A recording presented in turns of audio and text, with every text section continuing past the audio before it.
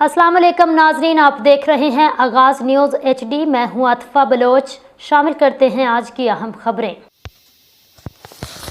खबर शामिल करते हैं हमारे नुमाइंदे कप्तान अरशद की रिपोर्ट के मुताबिक सरगोदा के हल्का PP 73 के ज़िमनी इंतखाब के सिलसिले में मुस्लिम लीग नून ख़वातीन विंग का एक अहम कन्वेंशन कोर्ट मोमन में मुनक्किद हुआ, जिसका अहतमाम ख़वातीन विंग ज़िला सदर जुनैरा रहीम और जनरल सेक्रेटरी शाजिया बानो की जानिब से किया गया, जबकि इंतज़ामी मुआवनत राजा सुहेल असगर जंजुआ ने फराहम की। कन्वेंशन में ख़वातीन की कसीर तादाद ने शिरकत की और उम्मीदवार बराए सूबाई असम्बली मियाँ सुल्तान अली रांझा की मुकम्मल हमायत का ऐलान भी किया गया।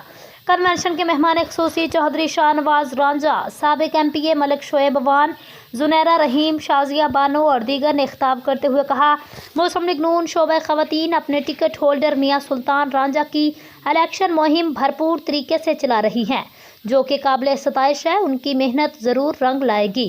23 नवंबर का सूरज मियाँ सुल्तान रांझा की कामयाबी की नवीद लेकर तलू होगा। हुकूमत पहले ही ख़वातीन की फलाह बहबूद और उनकी तरक्की के लिए इनकलाबी इक़दामात उठा रही है।